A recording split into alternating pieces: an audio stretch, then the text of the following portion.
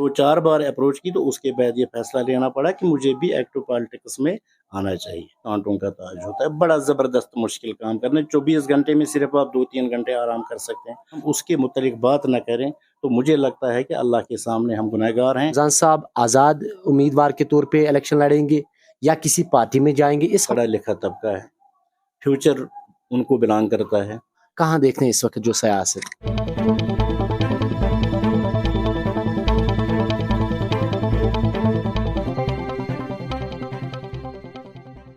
बिस्मिल्लाहिर्रहमानिर्रहीम, अस्सलामु अलैकुम। आप सभी मौजूद नाजरीन का इस सेगमेंट में खुश आमदीद। मैं हूं आपका दोस्त फयाज जमाल भट्ट। मेरी तरफ से आप तमाम देखने वालों को अस्सलामु अलैकुम, आदाब। मौजूद नाजरीन, आमने सामने के इस प्रोग्राम में आज हमारे साथ जुड़ चुके हैं नूराबाद की ऐसी शख्सियत जो किसी तारुफ की मोहताज नहीं है। ये है साबिक सेक्रेटरी जम्मू कश्मीर असेंबली मोहम्मद रमज़ान नजार साहब।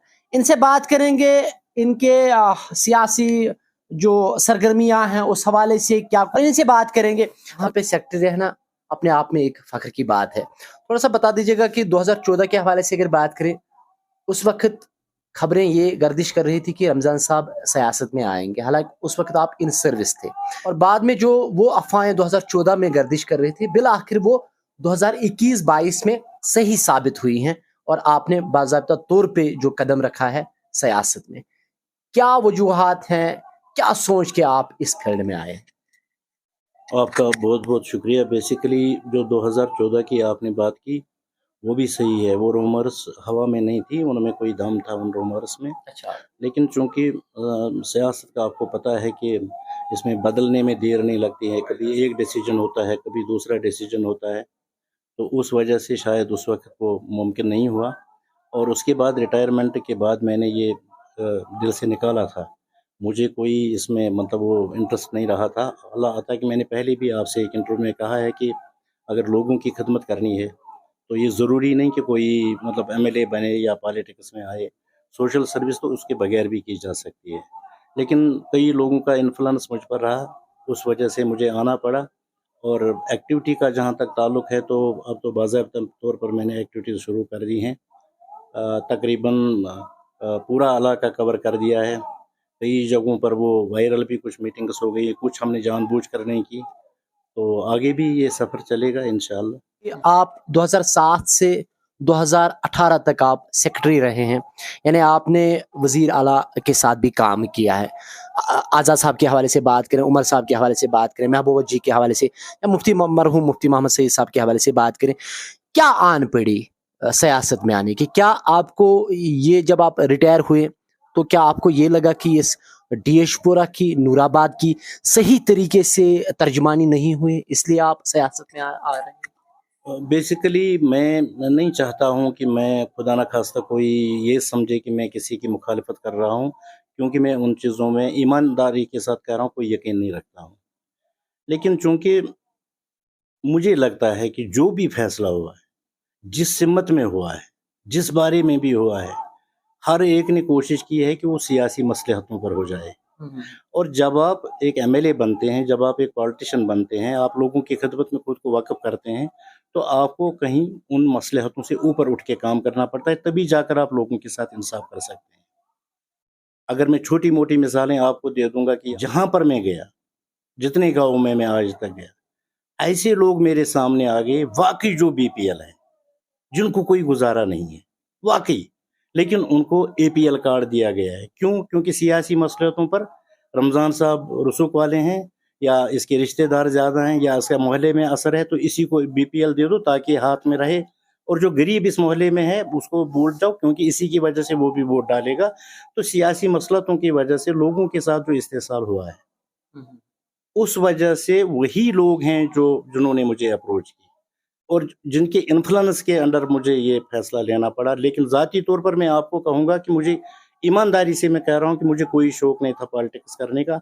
हाँ, ये है कि अगर कोई मुझे कभी अप्रोच करता था, जैसे कि आप भी कोई प्रोग्राम करते हैं कहीं पर, तो आप इसलिए करते हैं कि सोशल वर्क आपका हो जाए। तो मैं भी वो सोशल वर्क करता था और कर भी सकता था आगे भी, लेकिन उन लोगों के अप्रोच करने के बाद जब मुझे उन्होंने मतलब ये 2-4 बार अप्रोच की, तो उसके बाद ये फैसला लेना पड़ा कि मुझे भी एक्टिव पॉलिटिक्स में आना चाहिए। अब आप आ गए सियासत में, क्योंकि वहां से ब्यूरोक्रेसी से लेके अब आप ग्राउंड जीरो पे आ चुके हैं। थोड़ा सा बता दीजिएगा कितना मुश्किल है इस फील्ड में सर्व करना अपने आप को, कहाँ पाते हैं आप? मैं क्योंकि जहाँ पर मैं काम करता था वहाँ भी इतना आसान नहीं है काम करना। वो कोई फूलों जी। की सेज नहीं है, कांटों का ताज होता है। बड़ा ज़बरदस्त मुश्किल काम करना है। 24 घंटे में सिर्फ आप 2-3 घंटे आराम कर सकते हैं। ख़ासकर जब सेशन वगैरह होते हैं, सारा प्रेशर एक ही मरकज़ी उस हैसियत पर होता है और सारा काम करना पड़ता है। लेकिन डिफ़रेंस है, डेफ़िनिटली एक डिफ़रेंस है और पब्लिक डीलिंग कभी आसान नहीं नहीं होती है। होती है, बिल्कुल। ये मैं जानता हूँ, पूरी तरह और अच्छी तरह से जानता हूँ। लेकिन जब फ़र्ज़ करें कहीं पर कोई गलत बात हुई है, अगर हम उसके मुतल्लिक़ बात ना करें, तो मुझे लगता है कि अल्लाह के सामने हम गुनहगार हैं, हमें बात करनी चाहिए। ये ज़रूरी नहीं कि हम दिल में ये रखें कि किसी को दुःख पहुँचाना है, वो बात नहीं है, उस जज़्बे के साथ बात नहीं करनी चाहिए। बात इस जज़्बे के साथ करनी चाहिए कि जिन लोगों के साथ ज़्यादती हुई, कहीं न कहीं उनको इंसाफ़ मिलना चाहिए।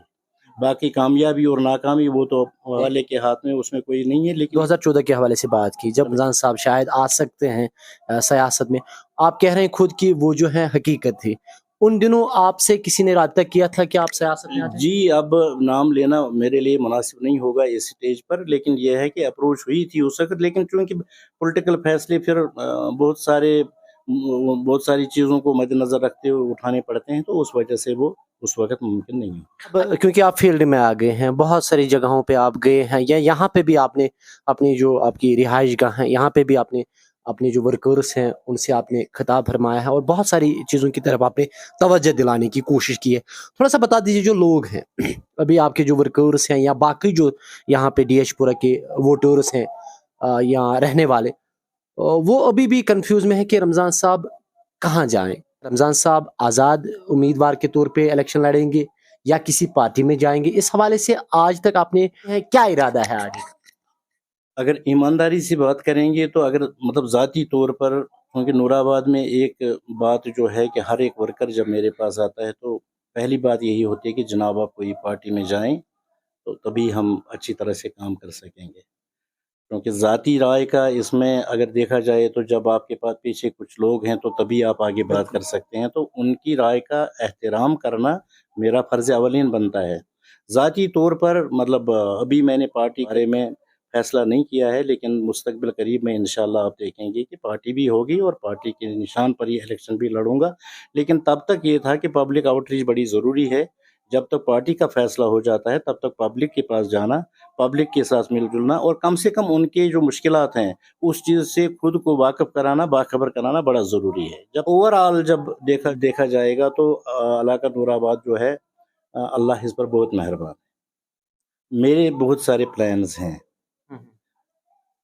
लेकिन इस वक़्त मैं मतलब वो प्लान्स अवाम के सामने नहीं रखना चाहता हूँ। इंशाअल्लाह जब पार्टी का ऐलान हो जाएगा, जब मौका आएगा उन प्लान्स को लोगों के सामने रखने का, उस वक़्त रखेंगे और उन पर काम करेंगे। इंशाअल्लाह काम करेंगे उन पर। अगस्त 2019 के बाद के हवाले से अगर बात करें तो काफ़ी हालात तब्दील हुए हैं।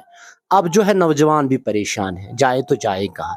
अगर नूराबाद के या डीएचपुरा का जो नौजवान है, वोट यहाँ पे है नौजवानों का, उन नौजवानों से क्या अपील रमज़ान साहब करना चाहें? बेसिकली नौजवान यहाँ के जो हैं अनऑर्गनाइज़्ड हैं। मेरी गुज़ारिश है उनसे, मैंने बार-बार उनसे गुज़ारिश की, पढ़ा-लिखा तबका है, फ्यूचर उनको बिलॉन्ग करता है, उनको सामने आना चाहिए, ज़रूर आना चाहिए और एक प्लेटफ़ार्म पर जब वो आ जाएँगे, अपनी बात को रखेंगे, अपनी नुमाइंदगी उनको खुद करनी चाहिए। यही मौका है कि उनको सामने आना चाहिए और अपनी नुमाइंदगी करनी चाहिए। वो नुमाइंदगी कैसे होगी, ये ज़रूरी नहीं कि हर एक एमएलए बने, लेकिन ये है कि अपनी बात कहीं पर किसी फ़ोरम में रखनी बहुत ही ज़रूरी है। तो मेरी उनसे गुज़ारिश है कि वो आएँ, हाथ मिलाएँ, इंशाअल्लाह उनके साथ धोखा नहीं होगा, उनको साथ लेके हम चलेंगे आगे, इंशाअल्लाह। और अलग से अगर सियासत के हवाले से बात करें, जम्मू कश्मीर सियासत, कहाँ देखते हैं आप इस वक़्त? और क्योंकि मैंने पहले ही कहा 2007 से लेके 2018 तक आप रहे उस ओहदे, वहाँ पे रह के बहुत सारा तजुर्बा भी हासिल हो जाता है। आपने वो तजुर्बा भी आपके पास है। कहाँ देखते हैं इस वक़्त का अगर सिनेरियो हम बता दें? राहत कोई नाम की कोई चीज़ लोगों के लिए नहीं है, बहुत सारी मुश्किलात हैं और इसका वाहिद हल ये है कि एक पब्लिक रिप्रेजेंटेटिव गवर्नमेंट वजूद में आ जाए। जब तक वो बात नहीं होती है तब तक मुश्किलात बढ़ेंगे। बेशक एडमिनिस्ट्रेशन अपनी जगह पर काम करती है, लेकिन जो वो एक पब्लिक नुमाइंदा होता है, लोगों का और नुमाइंदे का जो आपस में वो ताना बाना होता है, वो ताना बाना कहीं पर नहीं है। और बेसिक स्कीमें जो होती हैं वो लोगों के नुमाइंदों के ज़रिए ही, क्योंकि उनके भी आगे नुमाइंदे होते हैं, तभी तो वो स्कीम्स का फ़ायदा लोगों तक पहुंच जाता है। या कहीं पर मुश्किलात हैं तो उन्हीं के ज़रिए वो आगे, इस वक्त जो है उस चीज़ का फुकदान है और उसी वजह से मुश्किलात रोज़ बरोज़ मुझे लगता है मेरी ज़ाती ये राय है कि बढ़ गए हैं, कमी कुछ नहीं आई।